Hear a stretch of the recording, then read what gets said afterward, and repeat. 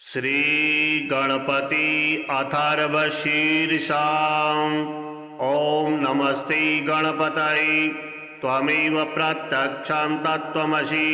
त्वमेव केवलं कर्तासि त्वमेव केवलं धर्तासि त्वमेव केवलं हर्तासि त्वमेव सर्वं खल्विदं ब्रह्मासि त्वं साक्षादात्मासि नित्यं ऋतं वच्मि सत्यं वच्मि अवत्वं माम् अववक्तारम् अवश्रोतारम् अवदातारम् अवधातारम् अवानुचानमवशिष्यम् औपश्चात्तात् औपुरस्तात् अवोत्तरात्तात् अवदक्षिणात्तात् अवचोर्ध्वात्तात् अवाधरात्तात् सर्वतो मां पाहि पाहि समन्तात् त्वं वाङ्मयस्त्वं चिन्मयः त्वमानन्दमयस्त्वं ब्रह्ममयः त्वं सच्चिदानन्दादितीयोऽसि त्वं प्रत्यक्षं ब्रह्मासि त्वं ज्ञानमयो विज्ञानमयोऽसि सर्वं जगदिदं तत्तु जायते सर्वं जगदिदं त्वत्तिष्ठति सर्वं जगदिदं तैलैमिष्यति सर्वं जगदिदं तै प्रत्येति त्वं भूमिरापो नलो नीलो नभः त्वं चत्वारि वाक्पदानि त्वं गुणत्रयातीतः त्वं अवस्थात्रयातीतः त्वं देहत्रयातीतः त्वं कालत्रयातीतः त्वं मूलाधारस्थितोऽसि नित्यं त्वं शक्तित्रयात्मकः त्वं योगिनो ध्यायन्ति नित्यं त्वं ब्रह्मा त्वं विष्णुस्त्वं रुद्रस्त्वं इन्द्रस्त्वं अग्निस्त्वं वायुस्त्वं सूर्यस्त्वं चन्द्रमास्त्वं ब्रह्म भूर्भुवः स्वरूप गणादिं पूर्वमुच्चार्य वर्णादि तदनन्तरम् अनुस्वारः परतरः अर्धेन्दुलसितं तारेण ऋद्धम् एतत्तौ मनुष्यरूपं गकारः पूर्वरूपम् अकारो मध्यमरूपम् अनुस्वारश्चान्तरूपं बिन्दरुत्तररूपं नादः सन्धानं संहिता सन्धिः सहसा गणेशविद्या गणकऋषिः निसृगायत्री छन्दः गणपतिर्देवता ॐ गङ्गणपतये नमः एकदन्ताय विद्महे वक्रतुण्डाय धीमहि तन्नो दन्तिः प्रचोदयात् एकदन्तं चतुर्हस्तं पाशमङ्कुशधारिणं रदं च वरदं हस्तिर्बिभ्राणं मूषकध्वजं रक्तं लम्बोदरं शूर्पकर्णकं रक्तवाससं रक्तगन्धानुलिप्ताङ्गं रक्तपुष्पैः सुपूजितं भक्तानुकम्पिनं देवं जगत्कारणमच्युतम् आविर्भूतं दसृष्टादौ प्रकृतेः पुरुषात् परम् एवं ध्यायति यो नित्यं स योगी योगिनां वरः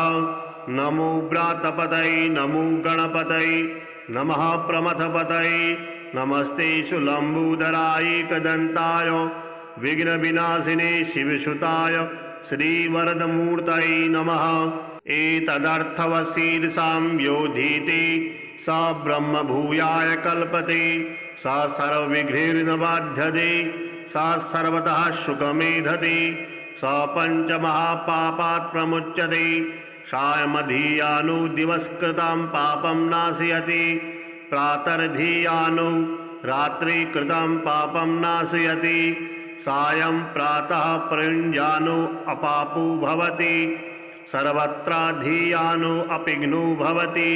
धर्मार्थकाममोक्षं च विन्दति इदम् अथर्वशीर्षमशिष्याय न देयं यो यदि मोहात् दास्यति स पापीयान् भवति सहस्रावर्तनाद्यं यं कामधीते तं तमनेन साधयेत् अनेन गणपतिभिविषञ्चति स वाग्मी भवति चतुर्थामनुस्नन् जपति स विद्यावान् भवति इत्यथर्वणवाक्यं ब्रह्माद्यावरणं विद्यात् न बिभेति कदाचनेति यो दुर्वान् कुलेर्यजति स वै श्रवणोपमो भवति यो लाजिर्यजति स यशोवान् भवति स मेधावान् भवति यो मोदकसहस्रेण यजति स वाञ्छितफलमवाप्नोति यशाज्यसमिर्भिर्यजति स सर्वं लभते स सर्वं लभते। अष्टौ ब्राह्मणान् सम्यक् गृहीत्वा सूर्यवर्चस्वी भवति सूर्यग्रही महानद्यां प्रतिमा सन्निधौ वाच पत्वा सिद्धमन्त्रो भवति महाविघ्नात् प्रमुच्यते महादोषात् प्रमुच्यते महापापात् प्रमुच्यते। सा सर्वविद् भवति सा सर्वविद् भवति एवं वेद इत्युपनिषद। ओम शांति शांति शांति। ओम नमस्ते गणपतये त्वमेव प्रत्यक्षं तत्त्वमसि त्वमेव केवलं कर्तासि त्वमेव केवलं धर्तासि त्वमेव केवलं हर्तासि त्वमेव सर्वं खल्विदं ब्रह्मासि त्वं साक्षादात्मासि नित्यं ऋतं वच्मि सत्यं वच्मि अवत्वं माम् अववक्तारम् अवश्रोतारम् अवदातारम् अवधातारम् अवानुचानमवशिष्यम् औपश्चात्तात् औपुरस्तात् अवोत्तरात्तात् अवदक्षिणात्तात् अवचोर्ध्वात्तात् अवाधरात्तात् सर्वतो मां पाहि पाहि समन्तात्। त्वं वाङ्मयस्त्वं चिन्मयः त्वमानन्दमयस्त्वं ब्रह्ममयः त्वं सच्चिदानन्दाद्वितीयोऽसि त्वं प्रत्यक्षं ब्रह्मासि त्वं ज्ञानमयो विज्ञानमयोऽसि। सर्वं जगदिदं तत्तु जायते सर्वं जगदिदं त्वत्तिष्ठति सर्वं जगदिदं तैलैमिष्यति सर्वं जगदिदं तै प्रत्येति। त्वं भूमिरापो नलो नीलो नभः त्वं चत्वारि वाक्पदानि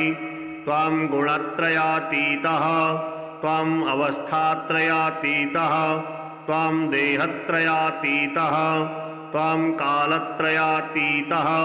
त्वं मूलाधारस्थितोऽसि नित्यं त्वं शक्तित्रयात्मकः त्वं योगिनो ध्यायन्ति नित्यं त्वं ब्रह्मा त्वं विष्णुस्त्वं रुद्रस्त्वं इन्द्रस्त्वं अग्निस्त्वं वायुस्त्वं सूर्यस्त्वं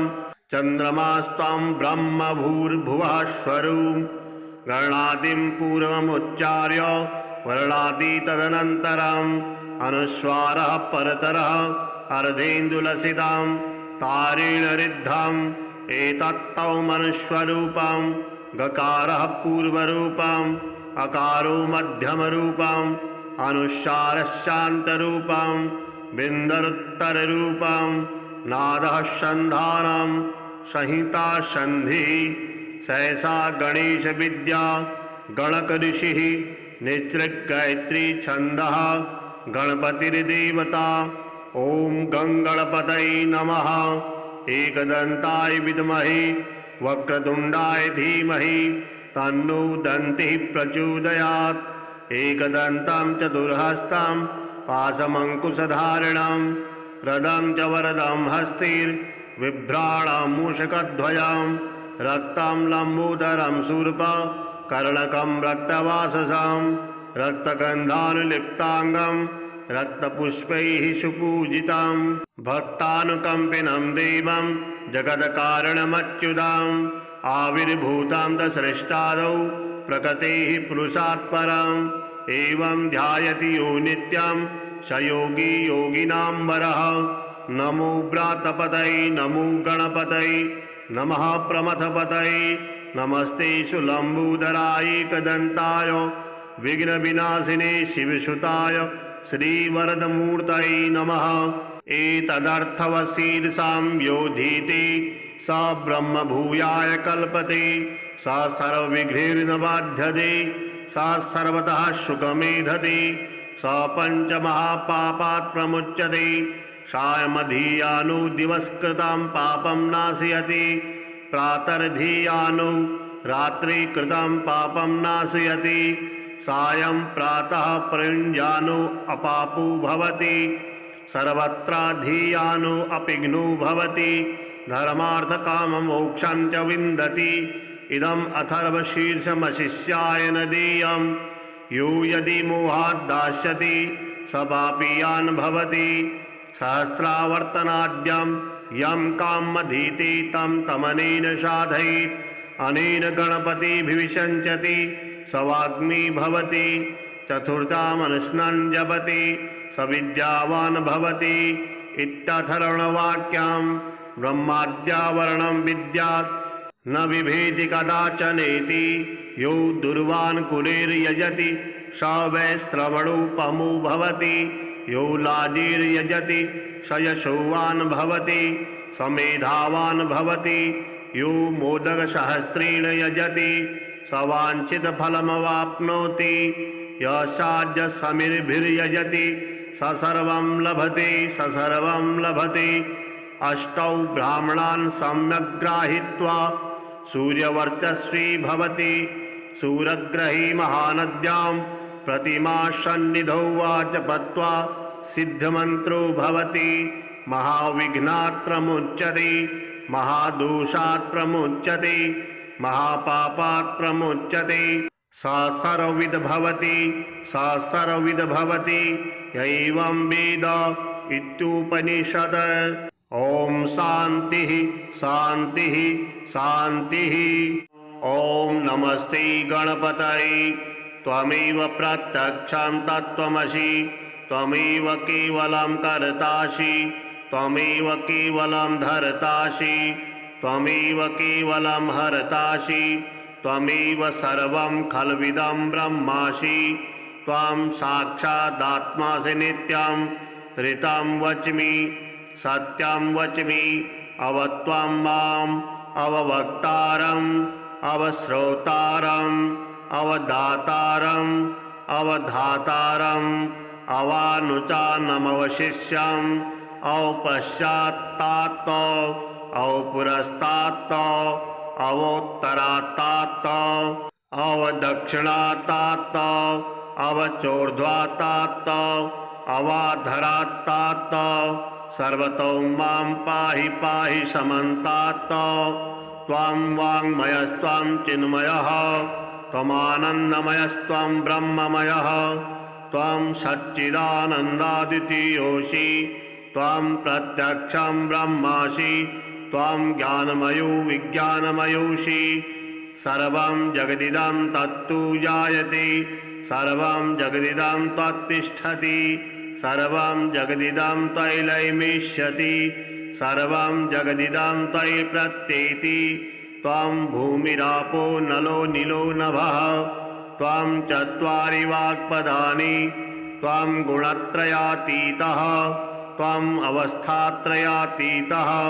त्वं देहत्रयातीतः त्वं कालत्रयातीतः त्वं मूलाधारस्थितोऽसि नित्यं त्वं शक्तित्रयात्मकः त्वं योगिनो ध्यायन्ति नित्यं त्वं ब्रह्मा त्वं विष्णुस्त्वं रुद्रस्त्वं इन्द्रस्त्वं अग्निस्त्वं वायुस्त्वं सूर्यस्त्वं चन्द्रमास्त्वं ब्रह्म भूर्भुवः स्वरूप गणादिं पूर्वमुच्चार्य वर्णादि तदनन्तरम् अनुस्वारः परतरः अर्धेन्दुलसितां तारेण ऋद्धम् एतत्तौ मनुष्यरूपं गकारः पूर्वरूपम् अकारो मध्यमरूपम् अनुस्वारः बिन्दरुत्तररूपं नादः सन्धानं संहिता सन्धिः सहसा गणेश विद्या गणकऋषिः निसृगायत्री छन्दः गणपतिर्देवता। ओम गंगणपतये नमः। एकदन्ताय विद्महे वक्रतुण्डाय धीमहि तन्नो दन्तिः प्रचोदयात्। एकदन्तं चतुर्हस्तं पाशमङ्कुशधारिणं रदं च वरदं हस्तिर् बिभ्राणमूषकध्वजं रक्तं लम्बोदरं शूर्प कर्णकं रक्तवाससं रक्तगन्धानुलिप्ताङ्गं रक्तपुष्पैः सुपूजितं भक्तानुकम्पिनं देवं जगत्कारणमच्युतम् आविर्भूतं दसृष्टादौ प्रकृतेः पुरुषात् परम् एवं ध्यायति यो नित्यं स योगी योगिनां वरः। नमो व्रातपतये नमो गणपतये नमः प्रमथपतये नमस्ते सुलम्बोदराय एकदन्ताय विघ्नविनाशिने शिवसुताय श्रीवरदमूर्तये नमः। एतदर्थवशीर्षां योधीते स ब्रह्मभूयाय कल्पते स सर्वविघ्नैर्न बाध्यते स सर्वतः सुखमेधते स पञ्चमहापापात् प्रमुच्यते सायमधीयानो दिवसकृतं पापं नाशयति प्रातर्धीयानो रात्रिकृतं पापं नाशयति सायं प्रातः प्रयुञ्जानो अपापो भवति सर्वत्राधीयानो अपिघ्नो भवति धर्मार्थकाममोक्षं च विन्दति। इदम् अथर्वशीर्षमशिष्याय न देयं यो यदि मोहात् दास्यति स पापीयान् भवति सहस्रावर्तनाद्यं यं कामधीते तं तमनेन साधयेत् अनेन गणपतिभिविषञ्चति स वाग्मी भवति चतुर्थामनुस्नान् जपति स विद्यावान् भवति इत्यथर्वणवाक्यं ब्रह्माद्यावरणं विद्यात् न बिभेति कदाचनेति यो दुर्वान् कुलेर्यजति स वै श्रवणोपमो भवति यो लाजिर्यजति स यशोवान् भवति स मेधावान् भवति यो मोदकसहस्रेण यजति स वाञ्छितफलमवाप्नोति यशाज्यसमिर्भिर्यजति स सर्वं लभते स सर्वं लभते। अष्टौ ब्राह्मणान् सम्यक् गृहीत्वा सूर्यवर्चस्वी भवति सूर्यग्रही महानद्यां प्रतिमासन्निधौ वा जपत्वा सिद्धमन्त्रो भवति महाविघ्नात् प्रमुच्यते महादोषात् प्रमुच्यते महापापात् प्रमुच्यते सा सर्वविद् भवति सा सर्वविद् भवति एवं वेद इत्युपनिषत्। ओम शांति शांति शांति। ओम नमस्ते गणपतये त्वमेव प्रत्यक्षं तत्त्वमसि त्वमेव केवलं कर्तासि त्वमेव केवलं धर्तासि त्वमेव केवलं हर्तासि त्वमेव सर्वं खल्विदं ब्रह्मासि त्वं साक्षादात्मासि नित्यं ऋतं वच्मि सत्यं वच्मि अवत्वं माम् अववक्तारम् अवश्रोतारम् अवदातारम् अवधातारम् अवानुचानमवशिष्यम् औपश्चात्तात् औपुरस्तात् अवोत्तरात्तात् अवदक्षिणात्तात् अवचोर्ध्वात्तात् अवाधरात्तात् सर्वतो मां पाहि पाहि समन्तात्। त्वां वाङ्मयस्त्वं चिन्मयः त्वमानन्दमयस्त्वं ब्रह्ममयः त्वं सच्चिदानन्दाद्वितीयोऽसि त्वं प्रत्यक्षं ब्रह्मासि त्वं ज्ञानमयो विज्ञानमयोऽसि सर्वं जगदिदं तत्तु जायते सर्वं जगदिदं त्वत्तिष्ठति सर्वं जगदिदं त्वयैलयमिष्यति सर्वं जगदिदं त्वयि प्रत्येति त्वं भूमिरापो नलो नीलो नभः त्वं चत्वारि वाक्पदानि त्वं गुणत्रयातीतः त्वं अवस्थात्रयातीतः त्वं देहत्रयातीतः त्वं कालत्रयातीतः त्वं मूलाधारस्थितोऽसि नित्यं त्वं शक्तित्रयात्मकः त्वं योगिनो ध्यायन्ति नित्यं त्वं ब्रह्मा त्वं विष्णुस्त्वं रुद्रस्त्वं इन्द्रस्त्वं अग्निस्त्वं वायुस्त्वं सूर्यस्त्वं चन्द्रमास्त्वं ब्रह्म भूर्भुवः स्वरूं गणादिं पूर्वमुच्चार्य वर्णादि तदनन्तरम् अनुस्वारः परतरः अर्धेन्दुलसितां तारेण रिद्धम् एतत्तौ मनुष्वरूपं गकारः पूर्वरूपम् अकारो मध्यमरूपम् अनुस्वारश्चान्तरूपं बिन्दरुत्तररूपं नादः सन्धानं संहिता सन्धिः सहसा गणेश विद्या गणकऋषिः निसृगायत्री छन्दः गणपतिर्देवता। ॐ गङ्गणपतये नमः। एकदन्ताय विद्महे वक्रतुण्डाय धीमहि तन्नो दन्तिः प्रचोदयात्। एकदन्तं चतुर्हस्तं पाशमङ्कुशधारिणं रदं च वरदं हस्तिर्बिभ्राणं मूषकध्वजं रक्तं लम्बोदरं शूर्प कर्णकं रक्तवाससं रक्तगन्धानुलिप्ताङ्गं रक्तपुष्पैः सुपूजितं भक्तानुकम्पिनं देवं जगत्कारणमच्युतम् आविर्भूतं दसृष्टादौ प्रकृतेः पुरुषात् परम् एवं ध्यायति यो नित्यं स योगी योगिनां वरः। नमो व्रातपतये नमो गणपतये नमः प्रमथपतये नमस्ते लम्बोदराय एकदन्ताय विघ्नविनाशिने शिवसुताय श्रीवरदमूर्तये नमः। एतदर्थवशीर्षां योधीति स ब्रह्मभूयाय कल्पते स सर्वविघ्नैर्न बाध्यते स सर्वतः सुखमेधते स पञ्चमहापापात् प्रमुच्यते सायमधीयानो दिवसकृतं पापं नाशयति प्रातर्धीयानो रात्रिकृतं पापं नाशयति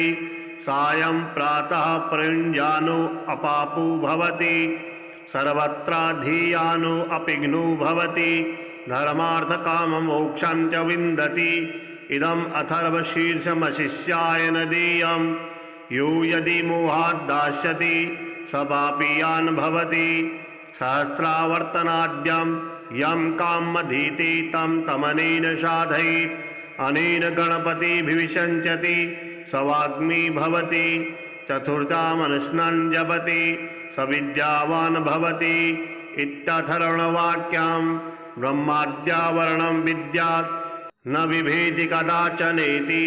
यो दुर्वान् कुलेर्यजति स वै श्रवणोपमो भवति यो लाजिर्यजति स यशोवान् भवति स मेधावान् भवति यो मोदकसहस्रेण यजति स वाञ्छितफलमवाप्नोति यशाज्यसमिर्भिर्यजति स सर्वं लभते स सर्वं लभते। अष्टौ ब्राह्मणान् सम्यक् गृहीत्वा सूर्यवर्चस्वी भवति सूर्यग्रहे महानद्यां प्रतिमा सन्निधौ वा जपत्वा सिद्धमन्त्रो भवति महाविघ्नात् प्रमुच्यते महादोषात् प्रमुच्यते महापापात् प्रमुच्यते सा सर्वविद् भवति सा सर्वविद् भवति य एवं वेद इत्युपनिषत्। ओम शांति शांति शांति। ओम नमस्ते गणपतये त्वमेव प्रत्यक्षं तत्त्वमसि त्वमेव केवलं कर्तासि त्वमेव केवलं धर्तासि त्वमेव केवलं हर्तासि त्वमेव सर्वं खल्विदं ब्रह्मासि त्वं साक्षादात्मासि नित्यं ऋतं वच्मि सत्यं वच्मि अवत्वं माम् अववक्तारम् अवश्रोतारम् अवदातारम् अवधातारम् अवानुचानमवशिष्यम् औपश्चात्तात् औपुरस्तात् अवोत्तरात्तात् अवदक्षिणात्तात् अवचोर्ध्वात्तात् अवाधरात्तात् सर्वतो मां पाहि पाहि समन्तात्। त्वां वाङ्मयस्त्वं चिन्मयः त्वमानन्दमयस्त्वं ब्रह्ममयः त्वं सच्चिदानन्दादितीयोऽसि त्वं प्रत्यक्षं ब्रह्मासि त्वं ज्ञानमयो विज्ञानमयोऽसि सर्वं जगदिदं तत्तु जायते सर्वं जगदिदं त्वत्तिष्ठति सर्वं जगदिदं त्वयि लयमिष्यति सर्वं जगदिदं त्वयि प्रत्येति त्वं भूमिरापो नलो नीलो नभः त्वं चत्वारि वाक्पदानि त्वं गुणत्रयातीतः त्वं अवस्थात्रयातीतः त्वं देहत्रयातीतः त्वं कालत्रयातीतः त्वं मूलाधारस्थितोऽसि नित्यं त्वं शक्तित्रयात्मकः त्वं योगिनो ध्यायन्ति नित्यं त्वं ब्रह्मा त्वं विष्णुस्त्वं रुद्रस्त्वं इन्द्रस्त्वं अग्निस्त्वं वायुस्त्वं सूर्यस्त्वं चन्द्रमास्त्वं ब्रह्म भूर्भुवः स्वरूप गणादिं पूर्वमुच्चार्य वर्णादि तदनन्तरम् अनुस्वारः परतरः अर्धेन्दुलसितां तारेण ऋद्धम् एतत्तौ मनुष्वरूपं गकारः पूर्वरूपम् अकारो मध्यमरूपम् अनुस्वारः बिन्दरुत्तररूपं नादः सन्धानं संहिता सन्धिः सहसा गणेश विद्या गणक ऋषिः निसृगायत्री छन्दः गणपतिर्देवता ओम गंगणपतये नमः एकदन्ताय विद्महे वक्रतुण्डाय धीमहि तन्नो दन्तिः प्रचोदयात् एकदन्तं चतुर्हस्तं पाशमङ्कुशधारिणं रदं च वरदं हस्तिर्बिभ्राणं मूषकध्वजं रक्तं लम्बोदरं शूर्प कर्णकं रक्तवाससं रक्तगन्धानुलिप्ताङ्गं रक्तपुष्पैः सुपूजितं भक्तानुकम्पिनं देवं जगत्कारणमच्युतम् आविर्भूतं दसृष्टादौ प्रकृतेः पुरुषात् परम् एवं ध्यायति यो नित्यं स योगी योगिनां वरः नमो व्रातपतये नमो गणपतये नमः प्रमथपतये नमस्ते सुलम्बोदराय एकदन्ताय विघ्नविनाशिने शिवसुताय श्रीवरदमूर्तये नमः एतदर्थवशीर्षां योधीते स ब्रह्मभूयाय कल्पते स सर्वविघ्नैर्न बाध्यते स सर्वतः सुखमेधते स पञ्चमहापापात् प्रमुच्यते सायमधीयानो दिवसकृतं पापं नाशयति प्रातर्धीयानो रात्रिकृतं पापं नाशयति सायं प्रातः प्रयुञ्जानो अपापो भवति सर्वत्राधीयानो अपिघ्नो भवति धर्मार्थकाममोक्षं च विन्दति इदम् अथर्वशीर्षमशिष्याय न देयं यो यदि मोहात् दास्यति स पापीयान् भवति सहस्रावर्तनाद्यं यं कामधीते तं तमनेन साधयेत् अनेन गणपतिभिविषञ्चति स वाग्मी भवति चतुर्थामनुस्नान् जपति स विद्यावान् भवति इत्यथर्वणवाक्यं ब्रह्माद्यावरणं विद्यात् न बिभेति कदाचनेति यो दुर्वान् कुलेर्यजति स वै श्रवणोपमो भवति यो लाजिर्यजति स यशोवान् भवति स मेधावान् भवति यो मोदकसहस्रेण यजति स वाञ्छितफलमवाप्नोति यशाज्यसमिर्भिर्यजति स सर्वं लभते अष्टौ ब्राह्मणान् सम्यक् गृहीत्वा सूर्यवर्चस्वी भवति सूर्यग्रही महानद्यां प्रतिमा सन्निधौ वा जपत्वा सिद्धमन्त्रो भवति महाविघ्नात् प्रमुच्यते महादोषात् प्रमुच्यते महापापात् प्रमुच्यते सा सर्वविद् भवति एवं वेद इत्युपनिषद। ओम शांतिः शांतिः शांतिः। ओम नमस्ते गणपतये त्वमेव प्रत्यक्षं तत्त्वमसि त्वमेव केवलं कर्तासि त्वमेव केवलं धर्तासि त्वमेव केवलं हर्तासि त्वमेव सर्वं खल्विदं ब्रह्मासि त्वं साक्षादात्मासि नित्यं ऋतं वच्मि सत्यं वच्मि अवत्वं माम् अववक्तारम् अवश्रोतारम् अवदातारम् अवधातारम् अवानुचानमवशिष्यम् औपश्चात्तात् औपुरस्तात् अवोत्तरात्तात् अवदक्षिणात्तात् अवचोर्ध्वात्तात् अवाधरात्तात् सर्वतो मां पाहि पाहि समन्तात् त्वां वाङ्मयस्त्वां चिन्मयः त्वमानन्दमयस्त्वं ब्रह्ममयः त्वं सच्चिदानन्दादितीयोऽसि त्वं प्रत्यक्षं ब्रह्मासि त्वं ज्ञानमयो विज्ञानमयोऽसि सर्वं जगदिदं तत्तु जायते सर्वं जगदिदं त्वत्तिष्ठति सर्वं जगदिदं त्वयैलयमिष्यति सर्वं जगदिदं त्वयि प्रत्येति त्वं भूमिरापो नलो नीलो नभः त्वं चत्वारि वाक्पदानि त्वं गुणत्रयातीतः त्वं अवस्थात्रयातीतः त्वं देहत्रयातीतः त्वं कालत्रयातीतः त्वं मूलाधारस्थितोऽसि नित्यं त्वं शक्तित्रयात्मकः त्वं योगिनो ध्यायन्ति नित्यं त्वं ब्रह्मा त्वं विष्णुस्त्वं रुद्रस्त्वम् इन्द्रस्त्वम् अग्निस्त्वं वायुस्त्वं सूर्यस्त्वं चन्द्रमास्त्वं ब्रह्म भूर्भुवः स्वरूप गणादिं पूर्वमुच्चार्य वर्णादि तदनन्तरम् अनुस्वारः परतरः अर्धेन्दुलसितां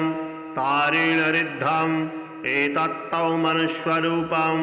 गकारः पूर्वरूपम् अकारो मध्यमरूपम् अनुस्वारः शान्तरूपं बिन्दरुत्तररूपं नादः सन्धानं संहिता सन्धिः सहसा गणेश विद्या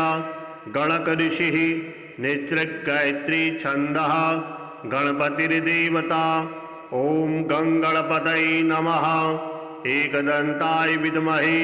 वक्रतुण्डाय धीमहि तन्नो दन्तिः प्रचोदयात् एकदन्तं चतुर्हस्तं पाशमङ्कुशधारिणं रदं च वरदं हस्तिर्बिभ्राणं मूषकध्वजं रक्तं लम्बोदरं शूर्प कर्णकं रक्तवाससं रक्तगन्धानुलिप्ताङ्गं रक्तपुष्पैः सुपूजितं भक्तानुकम्पिनं देवं जगत्कारणमच्युतम् आविर्भूतं दसृष्टादौ प्रकृतेः पुरुषात् परम् एवं ध्यायति यो नित्यं स योगी योगिनां वरः नमो व्रातपतये नमो गणपतये नमः प्रमथपतये नमस्ते सुलम्बोदराय एकदन्ताय विघ्नविनाशिने शिवसुताय श्रीवरदमूर्तये नमः एतदर्थवशीर्षां योधीते स ब्रह्मभूयाय कल्पते स सर्वविघ्नैर्न बाध्यते स सर्वतः सुखमेधते स पञ्चमहापापात् प्रमुच्यते सायमधीयानो दिवसकृतं पापं नाशयति प्रातर्धीयानो रात्रिकृतं पापं नाशयति सायं प्रातः प्रयुञ्जानो अपापो भवति सर्वत्राधीयानो अपिघ्नो भवति धर्मार्थकाममोक्षं च विन्दति इदम् अथर्वशीर्षमशिष्याय न देयं यो यदि मोहात् दास्यति स पापीयान् भवति सहस्रावर्तनाद्यं यं कामधीते तं तमनेन साधयेत् अनेन गणपतिभिविषञ्चति स वाग्मी भवति चतुर्थामनुस्नन् जपति स विद्यावान् भवति इत्यथर्वणवाक्यं ब्रह्माद्यावरणं विद्यात् न बिभेति कदाचनेति यो दुर्वान् कुलेर्यजति स वै श्रवणोपमो भवति यो लाजिर्यजति स यशोवान् भवति स मेधावान् भवति यो मोदकसहस्रेण यजति स वाञ्छितफलमवाप्नोति यशाज्यसमिर्भिर्यजति स सर्वं लभते अष्टौ ब्राह्मणान् सम्यक् गृहीत्वा सूर्यवर्चस्वी भवति सूर्यग्रही महानद्यां प्रतिमा सन्निधौ वा जपत्वा सिद्धमन्त्रो भवति। महाविघ्नात् प्रमुच्यते, महादोषात् प्रमुच्यते, महापापात् प्रमुच्यते। सा सर्वविद् भवति, सा सर्वविद् भवति एवं वेद इत्युपनिषत्। ओम शांतिः शांतिः शांतिः। ओम नमस्ते गणपतये।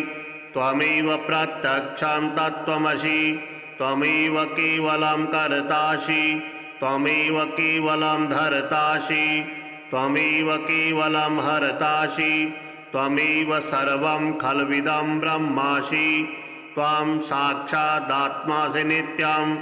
ऋतं वच्मि सत्यं वच्मि। अवत्वं माम् अववक्तारम् अवश्रोतारम् अवदातारम् अवधातारम् अवानुचानमवशिष्यम् औपश्चात्तात् औपुरस्तात् अवोत्तरात्तात् अवदक्षिणात्तात् अवचोर्ध्वात्तात् अवाधरात्तात् सर्वतो मां पाहि पाहि समन्तात्। त्वं वाङ्मयस्त्वं चिन्मयः त्वमानन्दमयस्त्वं ब्रह्ममयः त्वं सच्चिदानन्दाद्वितीयोऽसि त्वं प्रत्यक्षं ब्रह्मासि त्वं ज्ञानमयो विज्ञानमयोऽसि। सर्वं जगदिदं तत्तु जायते सर्वं जगदिदं त्वत्तिष्ठति सर्वं जगदिदं तैलैमिष्यति सर्वं जगदिदं तै प्रत्येति। त्वं भूमिरापो नलो नीलो नभः त्वं चत्वारि वाक्पदानि त्वं गुणत्रयातीतः त्वं अवस्थात्रयातीतः त्वं देहत्रयातीतः त्वं कालत्रयातीतः त्वं मूलाधारस्थितोऽसि नित्यं त्वं शक्तित्रयात्मकः त्वं योगिनो ध्यायन्ति नित्यं। त्वं ब्रह्मा त्वं विष्णुस्त्वं रुद्रस्त्वं इन्द्रस्त्वं अग्निस्त्वं वायुस्त्वं सूर्यस्त्वं चन्द्रमास्त्वं ब्रह्म भूर्भुवः स्वरूप। गणादिं पूर्वमुच्चार्य वर्णादि तदनन्तरम् अनुस्वारः परतरः अर्धेन्दुलसितं तारेण ऋद्धम् एतत्तौ मनुष्वरूपं। गकारः पूर्वरूपम् अकारो मध्यमरूपम् अनुस्वारः बिन्दरुत्तररूपम् नादः सन्धानं संहिता सन्धिः। सहसा गणेश विद्या गणकऋषिः निसृगायत्री छन्दः गणपतिर्देवता। ओम गंगणपतये नमः। एकदन्ताय विद्महे वक्रतुण्डाय धीमहि तन्नो दन्तिः प्रचोदयात्। एकदन्तं चतुर्हस्तं पाशमङ्कुशधारिणं रदं च वरदं हस्तिर्बिभ्राणं मूषकध्वजं रक्तं लम्बोदरं शूर्प कर्णकं रक्तवाससं रक्तगन्धानुलिप्ताङ्गं रक्तपुष्पैः सुपूजितं भक्तानुकम्पिनं देवं जगत्कारणमच्युतम् आविर्भूतं दसृष्टादौ प्रकृतेः पुरुषात् परम् एवं ध्यायति यो नित्यं स योगी योगिनां वरः। नमो व्रातपतये नमो गणपतये नमः प्रमथपतये नमस्ते सुलम्बोदराय एकदन्ताय विघ्नविनाशिने शिवसुताय श्रीवरदमूर्तये नमः। एतदर्थवशीर्षां योधीते स ब्रह्मभूयाय कल्पते स सर्वविघ्नैर्न बाध्यते स सर्वतः सुखमेधते स पञ्चमहापापात् प्रमुच्यते सायमधीयानो दिवसकृतं पापं नाशयति प्रातर्धीयानो रात्रिकृतं पापं नाशयति सायं प्रातः प्रयुञ्जानो अपापो भवति सर्वत्राधीयानो अपिघ्नो भवति धर्मार्थकाममोक्षं च विन्दति। इदम् अथर्वशीर्षमशिष्याय न देयं यो यदि मोहात् दास्यति स पापीयान् भवति। सहस्रावर्तनाद्यं यं कामधीति तं तमनेन साधयेत् अनेन गणपतिभिविषञ्चति स वाग्मी भवति चतुर्थामनुस्नन् जपति स विद्यावान् भवति इत्यथर्वणवाक्यं ब्रह्माद्यावरणं विद्यात् न बिभेति कदाचनेति यो दुर्वान् कुलेर्यजति स वै श्रवणोपमो भवति यो लाजिर्यजति स यशोवान् भवति स मेधावान् भवति यो मोदकसहस्रेण यजति स वाञ्छितफलमवाप्नोति यशाज्यसमिर्भिर्यजति स सर्वं लभते अष्टौ ब्राह्मणान् सम्यक् गृहीत्वा सूर्यवर्चस्वी भवति सूर्यग्रही महानद्यां प्रतिमा सन्निधौ वा जपत्वा सिद्धमन्त्रो भवति महाविघ्नात् प्रमुच्यते महादोषात् प्रमुच्यते महापापात् प्रमुच्यते सा सर्वविद् भवति एवं वेद इत्युपनिषद। ओम शांति शांति शांति। ओम नमस्ते गणपतये त्वमेव प्रत्यक्षं तत्त्वमसि त्वमेव केवलं कर्तासि त्वमेव केवलं धर्तासि त्वमेव केवलं हर्तासि त्वमेव सर्वं खल्विदं ब्रह्मासि त्वं साक्षादात्मासि नित्यं ऋतं वच्मि सत्यं वच्मि अवत्वं माम् अववक्तारम् अवश्रोतारम् अवदातारम् अवधातारम् अवानुचानमवशिष्यम् औपश्चात्तात् औपुरस्तात् अवोत्तरात्तात् अवदक्षिणात्तात् अवचोर्ध्वात्तात् अवाधरात्तात् सर्वतो मां पाहि पाहि समन्तात् त्वां वाङ्मयस्त्वं चिन्मयः त्वमानन्दमयस्त्वं ब्रह्ममयः त्वं सच्चिदानन्दादितीयोऽसि त्वं प्रत्यक्षं ब्रह्मासि त्वं ज्ञानमयो विज्ञानमयोऽसि सर्वं जगदिदं तत्तु जायते सर्वं जगदिदं तत्तिष्ठति सर्वं जगदिदं तैलैमिष्यति सर्वं जगदिदं तै प्रत्येति त्वं भूमिरापो नलो नीलो नभः त्वं चत्वारि वाक्पदानि त्वं गुणत्रयातीतः त्वं अवस्थात्रयातीतः त्वं देहत्रयातीतः त्वं कालत्रयातीतः त्वं मूलाधारस्थितोऽसि नित्यं त्वं शक्तित्रयात्मकः त्वं योगिनो ध्यायन्ति नित्यं त्वं ब्रह्मा त्वं विष्णुस्त्वं रुद्रस्त्वं इन्द्रस्त्वं अग्निस्त्वं वायुस्त्वं सूर्यस्त्वं चन्द्रमास्त्वं ब्रह्म भूर्भुवः स्वरूप गणादिं पूर्वमुच्चार्य वर्णादि तदनन्तरम् अनुस्वारः परतरः अर्धेन्दुलसितां तारेण ऋद्धम् एतत्तौ मनुष्वरूपं गकारः पूर्वरूपम् अकारो मध्यमरूपम् अनुस्वारः बिन्दरुत्तररूपं नादः सन्धानं संहिता सन्धिः सहसा गणेश विद्या गणकऋषिः निसृगायत्री छन्दः गणपतिर्देवता। ओम गंगणपतये नमः। एकदन्ताय विद्महे वक्रतुण्डाय धीमहि तन्नो दन्तिः प्रचोदयात्। एकदन्तं चतुर्हस्तं पाशमङ्कुशधारिणं रदं च वरदं हस्तिर्बिभ्राणं मूषकध्वजं रक्तं लम्बोदरं शूर्प कर्णकं रक्तवाससं रक्तगन्धानुलिप्ताङ्गं रक्तपुष्पैः सुपूजितं भक्तानुकम्पिनं देवं जगत्कारणमच्युतम् आविर्भूतं दसृष्टादौ प्रकृतेः पुरुषात् परम् एवं ध्यायति यो नित्यं स योगी योगिनां वरः। नमो व्रातपतये नमो गणपतये नमः प्रमथपतये नमस्ते शूलम्बोदराय एकदन्ताय विघ्नविनाशिने शिवसुताय श्रीवरदमूर्तये नमः। एतदर्थवशीर्षां योधीते स ब्रह्मभूयाय कल्पते स सर्वविघ्नैर्न बाध्यते स सर्वतः सुखमेधते स पञ्चमहापापात् प्रमुच्यते सायमधीयानो दिवसकृतं पापं नाशयति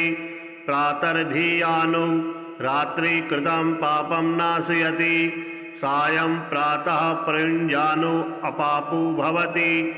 सर्वत्राधीयानो अपिघ्नो भवति धर्मार्थकाममोक्षं च विन्दति।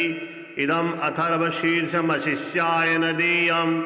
यो यदि मोहात् दास्यति स पापीयान् भवति सहस्रावर्तनाद्यं यं कामधीते तं तमनेन साधयेत् अनेन गणपतिभिविषञ्चति स वाग्मी भवति चतुर्थामनुस्नान् जपति स विद्यावान् भवति इत्यथर्वणवाक्यं ब्रह्माद्यावरणं विद्यात् न बिभेति कदाचनेति यो दुर्वान् कुलेर्यजति स वै श्रवणोपमो भवति यो लाजिर्यजति स यशोवान् भवति स मेधावान् भवति यो मोदकसहस्रेण यजति स वाञ्छितफलमवाप्नोति यशाज्यसमिर्भिर्यजति स सर्वं लभते अष्टौ ब्राह्मणान् सम्यक् गृहीत्वा सूर्यवर्चस्वी भवति सूर्यग्रही महानद्यां प्रतिमासन्निधौ वा जपत्वा सिद्धमन्त्रो भवति महाविघ्नात् प्रमुच्यते महादोषात् प्रमुच्यते महापापात् प्रमुच्यते सा सर्वविद् भवति एवं वेद इत्युपनिषद। ओम शांति शांति शांति।